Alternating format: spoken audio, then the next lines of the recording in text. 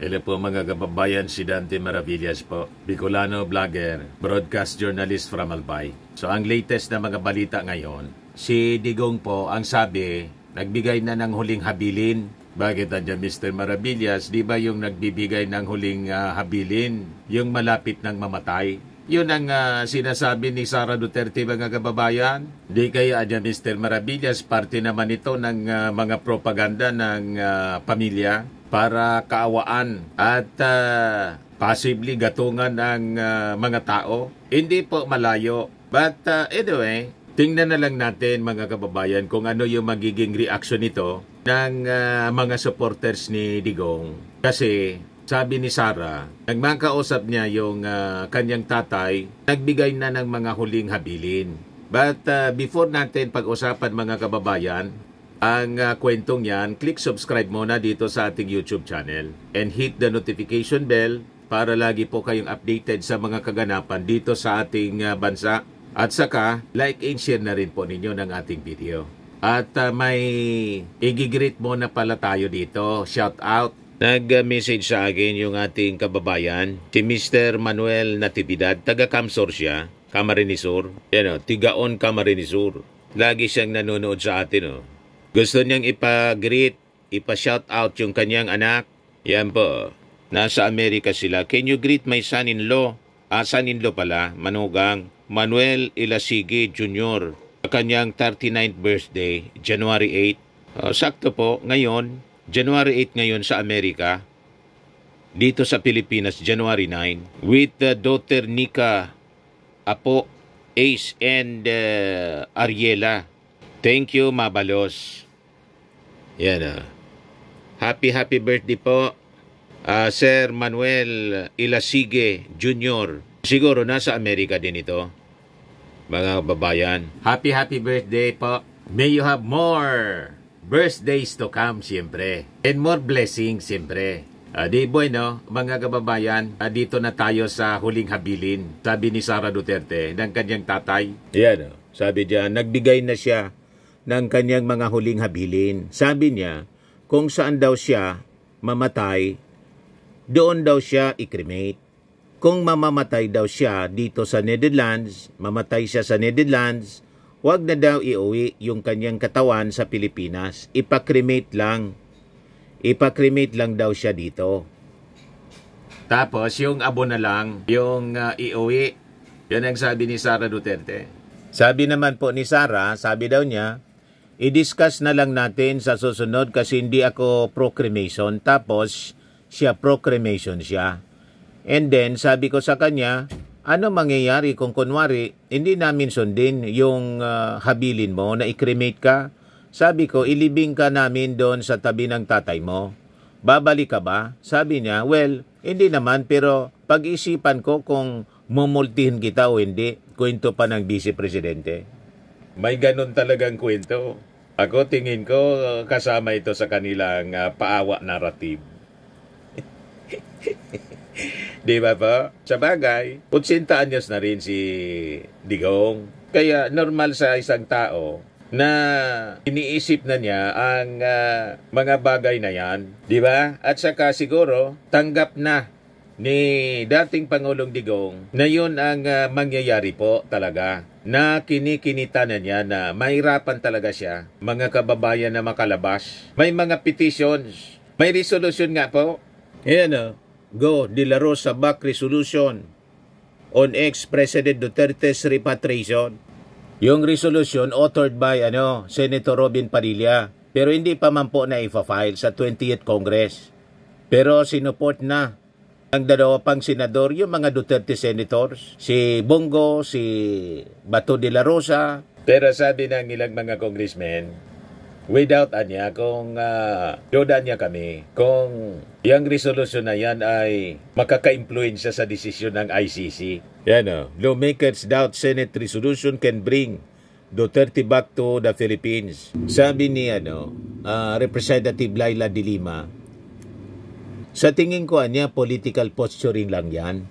Kasi wala ho sa kapangyarihan ng gobyerno natin na pabalikin siya. Kasi ang isang international tribunal, which is the ICC, with competent jurisdiction over the alleged crimes, the crimes against humanity. At nakuha na nga siya kasi naaresto nga siya legally, validly, ay nandoon na sa kanila.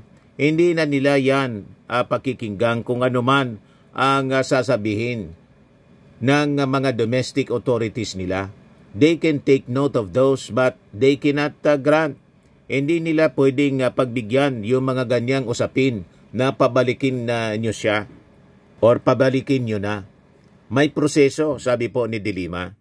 Malamang, mga kababayan, tama ang mga punto de vista ni dating Senador Laila De Lima. Pangpolitika lang ito para may issue na pag-usapan at nagbabakasakali siguro itong mga Duterte senators na makuha ang sympathy ng mga mamamayang Filipino other than the supporters ng mga Duterte na tingin natin kukunti na lang po ang mga supporters. Kasi kung marami pa silang supporters, di nagka people power na siguro. And itong mga kwento ni Sara Duterte, it is designed mga kababayan para gatungan yung damdamin ng mga mamamayang Filipino. Kasi, siyempre imagine, may huling habili na yung dating Pangulo daw. Pero tayo naman po, may ibang basa rito. This is actually an acceptance. Di ba? May stages of grief kasi po. 5 stages of grief. Yung pagdadalamhati, bakit naman na Mr. Maravillas magdalamhati? Kasi nga, na-deliver doon siya, no? Hindi man nangahulugan na sa patay lang. Nagdalamhati ang mga Duterte, pamilya niya, kasi hindi nila inaasahan na biglang ilabas ng ICC yung warrant of arrest, tinap yung Interpol, then nahuli si Digong at nandun na siya ngayon sa ICC. So that incident mga kababayan, nagdulot ng grief sa pamilya at mga supporters ng mga Duterte. So dumaan na sila sa sa mga iba-ibang stages. Una denial, then anger, then bargaining, then depression. Nasa last stage na po, acceptance. And I think itong sinasabi ni Digong at ni Sara Duterte, this is now an acceptance. The last stage in grief. Tanggap na nila na yung dating Pangulong Digong baka hindi na makauwi po ng buhay kasi siyempre unang-una matanda na rin siya. Kinakalculate nila matatagalan yung trial kaya naglabas na po ng huling habilin si Digong. Ayan nakangiti palagi si Sara Duterte. So pati siya tanggap na rin niya or pwede rin na basahin natin yung dinidisplay niya na behavior, pwedeng cover lang po niya yan. Para, kasi diba, kilala sila bilang mga matatapang, maisog. Hindi maganda na mag-display sila ng weakness sa publiko. Unbothered nga yung gustong i-project ni Sara Duterte. Kaya abang ini-interview siya ng kanyang mga supporters, pangiti-ngiti pa rin si Sara Duterte tulad ng kanyang nanay. Di ba? Yan Pakinggan natin yung kanyang yung interview sa kanya. Ma'am, kamusta po si Tatay Digong sa inyong pagdala? Okay lang naman siya ngayon. He's not in the mood. Naiirita siya sa kuko niya eh. So, inupit namin. Pinahiram kami ng water na Elton. Inupit namin yung kanyang kuko. And then, spend time. Yung para hindi siya, parang hindi siya hait. So, ang ganyan lahat. Parang siya na-file. Oh, yes. Spend time na i-nail file. And then, sabi ko nga, he's not in the mood. Nagbigay na siya ng kanyang mga huling habilin. Sabi niya, kung saan daw siya mamatay, doon daw siya i-cremate. Okay, so sabi niya, sabi niya, kung cremation na po ang pinag-uusapan. Huwag na daw iuwi yung kanyang katawan sa Pilipinas. Ipa-cremate lang daw siya dito. Yung ashes na lang daw yung iuwi. Yun yung kanyang and then, sabi ko, i-discuss na lang natin sa susunod kasi cremation. Patawa-tawa pa siya. Proclamation. Tapos siya, proclamation siya. And then sabi ko sa kanya, so anong mangyayari nito kung kunwari hindi namin sundin yung habilin mo na i-cremate ka? Sabi ko, ilibing ka namin doon sa tabi ng tatay mo. Pabalik ka ba? Sabi ko, pabalik ka ba? Sabi niya, well, hindi may naman. Pero pag-joke ko, kung bumultuhin kita o hindi. So, yun yung discussion ngayon. How did you feel po? So yan ang sinasabi na sa stages of grief. May 5 stages siya. Nasa last part na siya. Acceptance. Tanggap na nila na yun ang kapalaran ni Digong. Sabi nga natin, itong kapalaran ni Digong, siya man lang po yung may gawa. In fact, winis niya. Pumunta na niya kayo rito. Matagal ko na kayo anyang hinintay. ICC, tomorrow, pumunta na kayo rito. At pag napatunayan na niya ninyo na ako ay guilty, mabulok niya ako sa priso. For all time. Sakto, mga kababayan, sa kanyang sinabi. So ito na ngayon, ang pinag-uusapan na po, yung kanyang huling habilin sa kanyang pamilya. So pwede itong parte ng kanilang propaganda kasi patuloy na nag-die down. Pati yung ating mga mamamayang Pilipino, tanggap na rin po. Siguro pati ng mga supporters niya na yun ang kapalaran ng kanilang leader. Kasi nakikita ninyo, wala na dito na mga rallies. Yung mga dating maisog rally, na wala na yung init. Yung mga ino-organize nila na rally, nasa ibang bansa na po. Sabi may susunod South Korea, mga OFW. Pero kahit doon sa The Hague, kukunti na lang po yung crowd. Kasi po, kahit sila confused Si Digong kasi po, sabi ni Pulong, pinagsabihan na niya yung mga supporters niya rito na umuwi na. Kalimutan na siya. Inulit nga po dito, mga kababayan ni Sara Duterte. Yan o. Po anong nagganyan si Tatay Digong? Kami, nalulungkot ngayon. Daming gusto na umiyak. Ang naiiyak lang po si Harry Roque. Malinaw na ginagamit lang ni Harry Roque ang issue ni Tatay Digong niya para sa kanyang sarili din na interest. Imbes na atupagin yung sarili niyang problema, nakikisawsaw pa sa problema ng iba. Yan si Harry Roque. Laging nandyan. Diba? Siguro yun sa 80 years old, no? Na mag-isip ng ganon. So, normal na niya sa 80 years old na mag-isip ng ganon. Magbigay na ng huling habilin.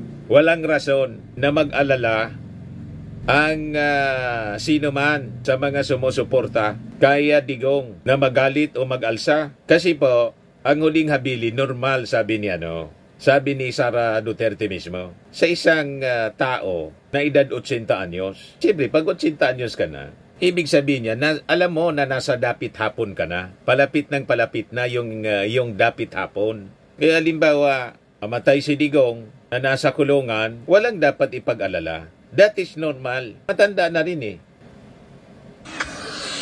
and mabuti na rin yun na alam nating lahat kung ano yung kanyang last wishes para You see? Okay yan. magagawa yun kapag nangyari na. Are you prepared for that, Vice President? Ang objection ko lang is hindi nga ako pro-cremation.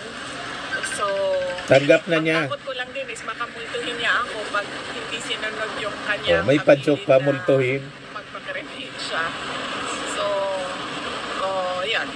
Ma'am, once again, you've proven you're a woman of steel kasi yung dalawa mong kapatid na lalaki, very emotional pag nagkaganyan na si Tatay Digong. Where do you get the strength? Well, galing din siguro kay PRD na, diba, turo niya, na ilang beses ko na rin nasabi na turo niya talaga na huwag umiyak. In fact, nung isang beses na bumisita kami dyan, na umiyak si Kitty, ay pinagalitan pa niya na sinabihan niya useless yung mga luha.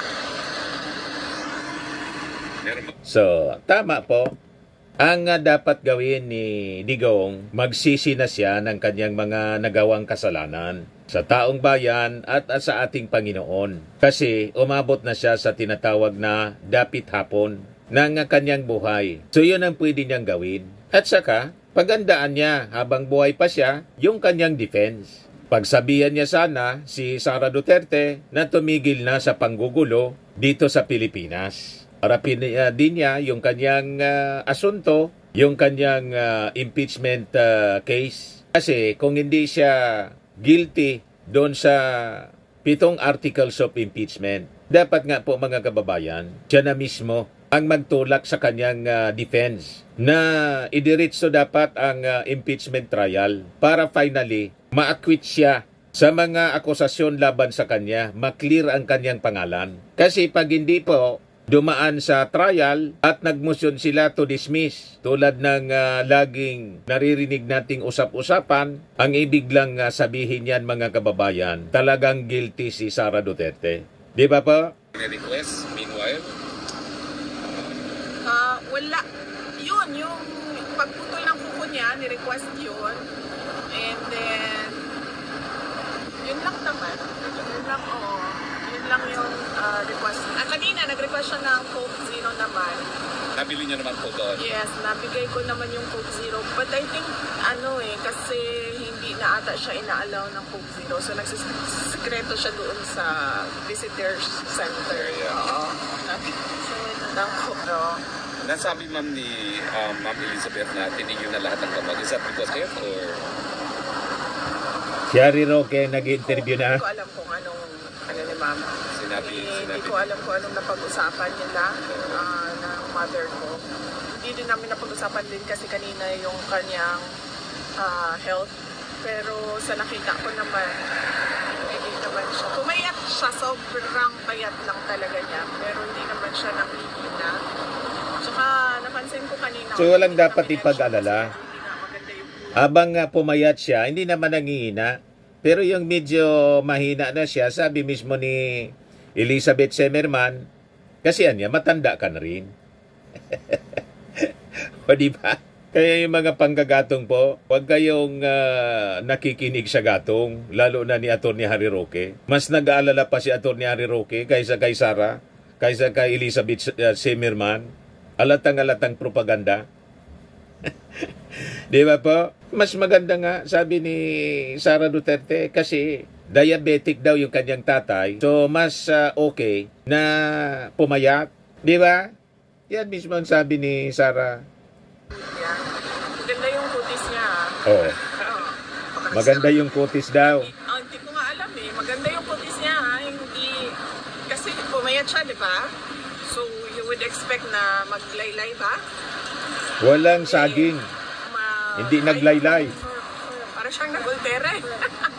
Firm yung, tight yung kanyang dito, tsaka firm. Tapos yung kanyang wrinkles nandito lang sa noo eh. Para yung binata pa siya.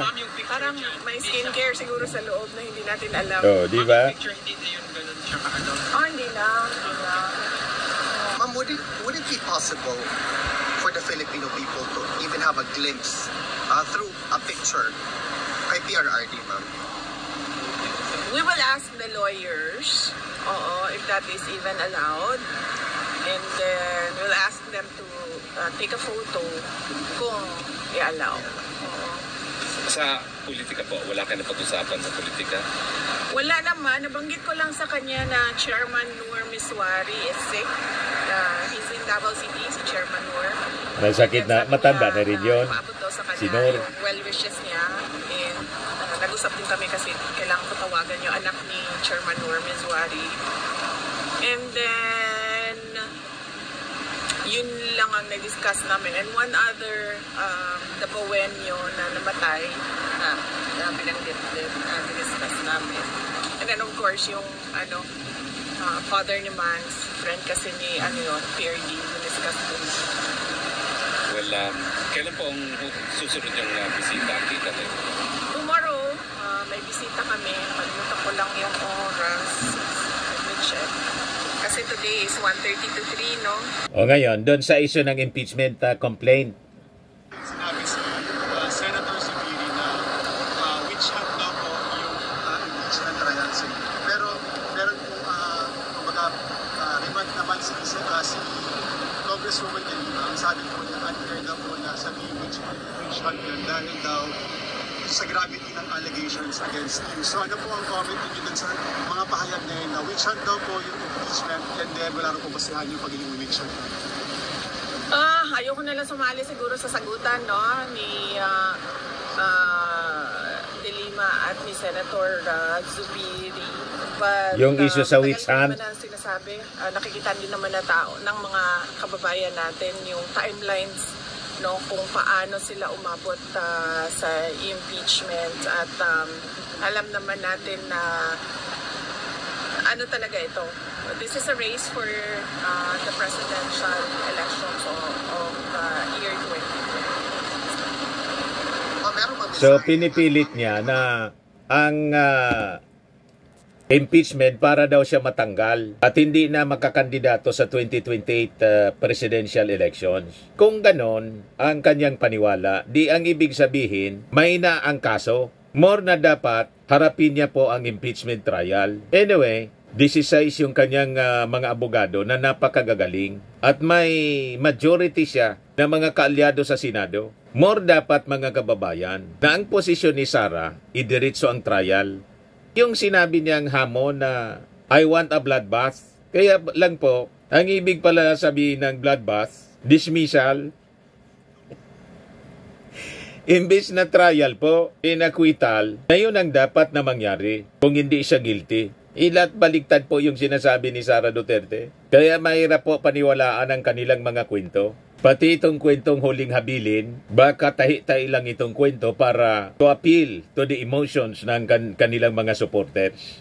Na kawawang-kawawa na ang kalagayan, numipis at may huling habilin na. Di ba? Sabi niya kanina, no guts, no glory daw. So, yun ang... Narinig nyo yan, ha? Kailangan ng guts. No guts, no glory. So, Bibi, ikaw, meron ka bang mensahe para sa mga kababayan natin? Oo, unang-una lagi talaga paulit-ulit ay ang aking pagpapasalamat. Siyempre, nagpapasalamat ako sa inyo, no? Dahil sa pagpapakita ninyo ng suporta kay Daddy ng ganun para sa kanya. At yung nandyan pa rin yung taong bayan, patuloy yung kanilang suporta at pagtitiwala kahit na sobrang dami din yung noong paninira. Sobra daw ang paninira sa kanila. Baliktad po eh. Siya yung walang tigil sa paninira sa ating Pangulong Bongbong Marcos, sa ating administrasyon. Yung ating Pangulong Bongbong Marcos, walang ginawa kundi po magtrabaho ng magtrabaho. Abang siya, travel lang siya ng travel kung saan-saang bansa para sa pansariling agenda. Yung ating Pangulong Bongbong Marcos nga po, namimigay ngayon ng napakaraming mga ambulances. Dito sa amin, sa Albay, lahat ng municipalities, cities and municipalities, kompleto po, 17 ambulances ang tinunover sa Quirino Grandstand po. That's for Albay alone. Yan po, napakarami. Yan sabi dito sa balita ng Inquirer, look, President Ferdinand Marcos Jr. joins the PCSO in distributing 387 to various LGUs in Luzon during a ceremony at Quirino Grandstand. Mga ambulances po siya. Kulang yung pakasulat dyan. 387 ambulances. Marcos said all 149 cities and 1,493 municipalities in the country will each receive at least one PTB within the year. Tingnan naman ninyo po, napakarami. Sabi dyan, fulfilling the commitment to enhance healthcare accessibility and improve emergency response nationwide, President Marcos Jr. joins the PCSO in distributing patient transport vehicles or PTVs to various local government units in Luzon during a ceremony at Quirino Grandstand, City of Manila ngayong araw na to. A total of 387 PTVs are set to be turned over to various cities and municipalities in Regions 1, Cagayan Valley, Central Luzon, Calabarzon, Mimarupa, Bicol Region, and Cordillera Administrative Region. Sa amin po sa Albay, 17 PTVs, ambulances, ang dinistribute. Ang ibig sabihin, lahat ng municipalities and cities, 3 cities, ang tumanggap ngayon. Tig-iisa na po lahat. Dati may mga municipalities dito sa amin na walang ambulance. So, kompleto na ngayon mga kababayan. At si PBBM lang ang nakagawa niyan. Yan po. Ladies and gentlemen, the President of the Republic of the Philippines, His Excellency Ferdinand R. Marcos Jr. Si Isko. Kausap si Isko. O diba, mga kababayan, napakarami po.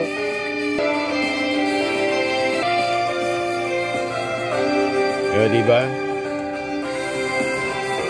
Grabe, ang dami po.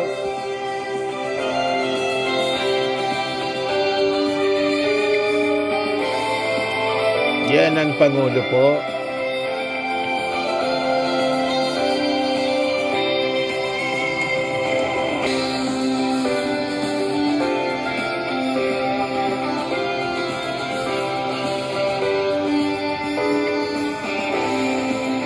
Kita ninyo yung ating Pangulo.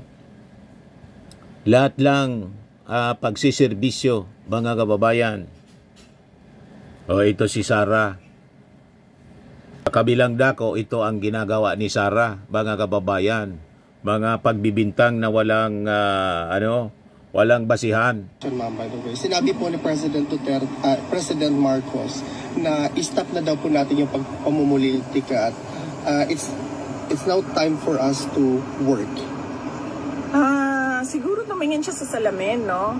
Magsinasabi niya yung stop na ang pamumulitika kasi sila yung namumulitika. Ang ginagawa lang namin lahat ay sumasagot kami, di ba? Attorney Harry Roque, ikaw isang biktima ka din. Dahil you are known to be an ally and a very close lawyer of President Duterte. So, wala naman kaming ginagawang atake. Ang sa amin lahat ay sagot at depensa. So, sila ang tumigil. At sila yung nasa administrasyon, sila yung tumigil, at sila yung tumutok sa kung ano yung dapat na ibigay para sa taong bayan. Di ba? Lahat baliktad yung sinasabi ni Sara Duterte. Yan ang sinasabi natin, mga kababayan. Kaya sila na lang ang naglulukuhan. Naniniwala sa sarili nilang kwento, sarili nilang kasinungalingan. Habang yung ating Pangulo tutok na tutok sa trabaho, binabaliktad po na yung ating Pangulo, yung namumulitika. Di ba? Sa mga naghanap ng malinis and spacious fitness gym, pumunta lang po kayo sa aming Colossal Fitness Gym. We also offer Grab Car Rental with our brand new 2023 model ng Toyota Innova. We also accept booking for those who are planning to travel via PAL, Cebu Pacific, and other airline companies, local and international, and bills payment for Meralco bills, PLDT, Aleco bills, etc. Ang Colossal Fitness Gym is located at 3rd floor Security Bank Building, Lanco Business Park, Legazpi City, Albay. For inquiries, look for Chilon Maravillas, contact number 0966-802-0949. Yan yung aming Innova. Lagi na pong matao sa amin. Pati mga foreigners po, tingnan ninyo, mga British tourists sila. Ang lalaki ng katawan na, mga kababayan, nag-gym sa amin. Ito naman po, Indian National. Ito mga mga European sila. Ito naman yung bago naming product na binibenta online, Eye Glow Serum. Whitening po siya galing sa South Korea. Tingnan ninyo yung epekto sa aking anak na architect entrepreneur, Riz Maravillas. For inquiries, look for Riz Maravillas on FB. Ito naman po, Firmax Firming and Lifting Cream. Mainam po ito sa mga pains at paninigas na mga kaso-kasuan. May bagong packaging po siya. Ito po, Automax Radiant Serum. Sa mukha naman yung application. Anti-aging po siya. You will look 10 years younger than your age. Ito naman po yung bagong product naming binibenta online. I am Worldwide Amazing Pure Organic Barley Powdered Drink Mix from Australia. Endorsed by Maritoni Fernandez, cancer survivor. Yung mga health benefits niya, boost immunity, improves digestion, enhances energy levels, packed with antioxidants, prevent cancer. Sa mga inquiries po ninyo, dumiretso na lang kayo sa aking anak na entrepreneur, architect entrepreneur, Riz Maravillas. Ngayon, kung gusto ninyo maging distributor din tulad namin, distributor na kami nito, mga kababayan, magnegosyo po tayo. Gusto ninyong gumanda ang buhay? Engage in business, in sales. Yun ang naging dahilan kung bakit kami maganda na ang aming hanap buhay ngayon. Hindi tulad ng mga panahon na nasa pag-empleyo lang tayo. Talagang ang pag-angat ng buhay nasa pagtinda-tinda. Online selling po. Yan ang uso ngayon. Mag-online selling din po kayo nito. Mag-distributor. Walang renta.